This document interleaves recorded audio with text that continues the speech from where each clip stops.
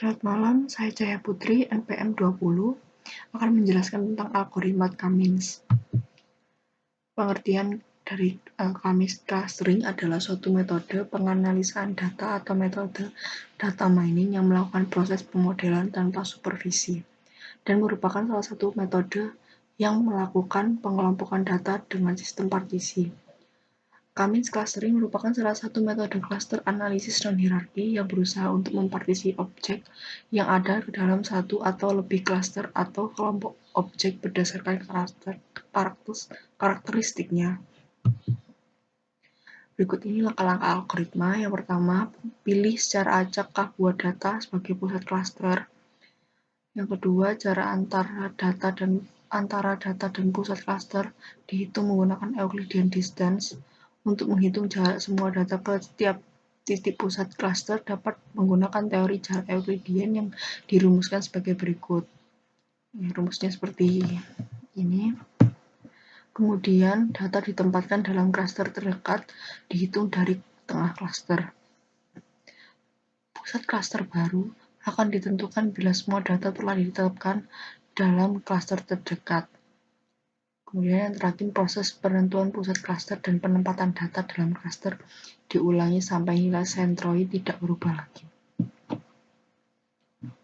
Contoh soal berikut ini adalah datasetnya. Kemudian langkah yang pertama, kita menentukan jumlah cluster. Di sini saya menginginkan ada 3 cluster.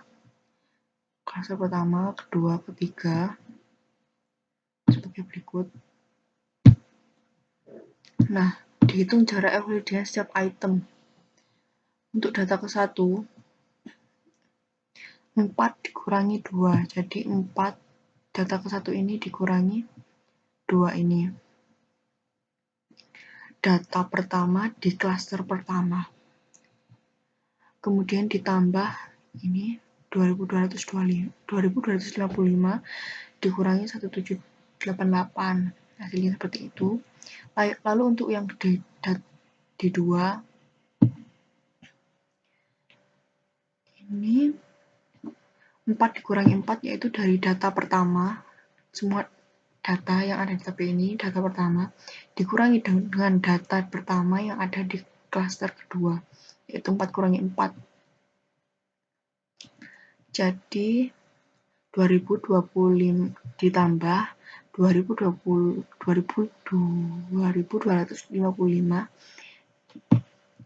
dikurangi 3322, hasilnya 1067.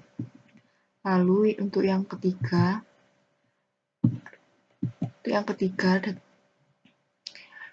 yaitu 4 kurangi 3 itu dari data pertama ini 4 dikurangi data yang ada di cluster ketiga ini 3.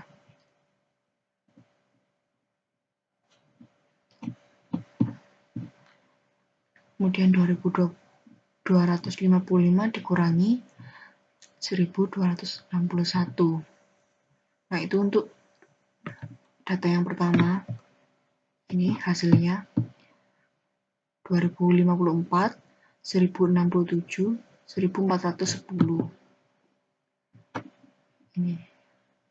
Untuk data yang kedua hingga data ke-6, caranya sama dengan data yang ke-1, cara menghitungnya. Jadi didapatkan tabel seperti ini. Kemudian dipilih jarak Euclidean terkecil sehingga diperoleh matriks penempatan cluster sebagai berikut. Gampangnya itu kita memilih yang angka yang paling kecil, nilai yang paling kecil. Data ke-1 nilai yang paling kecil ada di C2. Ini di C2.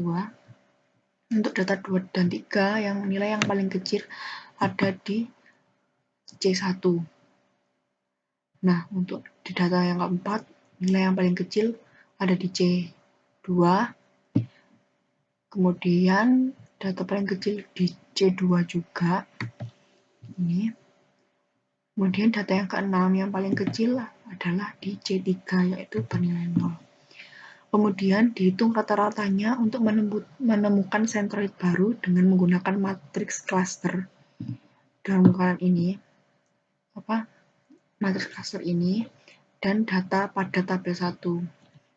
Maksudnya itu data di dataset data soal tadi. Nah, berdasarkan itu dihitung lagi,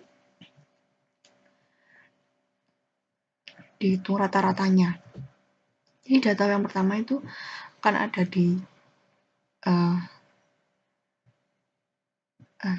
maksud saya di cluster pertama akan ada di data kedua dan data ketiga. Jadi dihitung rata-ratanya. Jadi rata-rata dari ini data kedua dan data ketiga ditemukan ini 2. Kemudian sebelahnya lagi di rata-rata juga ketemu 1522. Kemudian data yang ada di C2 yaitu data ke-1, data ke-4, dan data ke-5. Jadi 4, jadi rata-rata dari 4 ditambah 4, kita temukan rata-ratanya 6. Lalu yang sebelahnya, ini data ke-1, data ke-4, dan data ke-5, di rata-rata juga ketemu 2863. Untuk klaster yang ketiga, terdapat satu data, jadi rata-ratanya itu ini 3 dan 1261.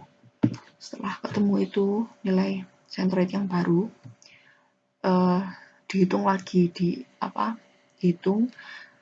diiterasikan lagi. Nah, iterasi kedua ini sama caranya, yaitu menggunakan rumus Euclidean distance tadi. Yang membedakan adalah diganti ininya, nilai sentroid yang barunya.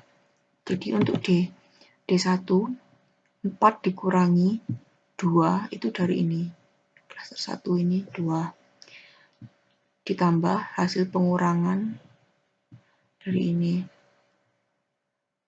1522 itu dari hasil sentroid yang baru. Hasilnya 2130. Begitu juga seterusnya. Yang ini diganti yang 4 kurang 4 ini yaitu dari yang nilai cluster yang kedua ini, terus 2 dikurangi 2863 ketemu 0,608. Begitu juga di data di C3-nya juga dihitung seperti itu. Untuk data ke-6 sampai data ke-2 sampai data ke-6 caranya sama dengan data ke-1 cara menghitungnya. Nah, setelah mendapatkan semua nilai tersebut, dipilih lagi cara Euclidean terkecil. Jadi nilai terkecil di data ke-1 ada di klaster kedua. Data kedua ada di klaster ke-1. Data ketiga ada di klaster ke-1. Data ke-4-5 ada di klaster kedua. Dan data ke-6 ada di klaster ketiga. Pilih yang paling kecil. Nah, ternyata hasil tabel matriks penempatan klaster itu tidak berubah gitu. Sama dari iterasi sebelumnya sampai dari iterasi sebelumnya sampai iterasi yang sekarang itu dia sudah nggak berubah lagi. Dia nggak berubah persebarannya, jadi iterasinya itu dihentikan. Bisa dilihat bahwa penempatannya sama persis. Nah, jadi ini hasilnya, hasil sebarannya. Terima kasih.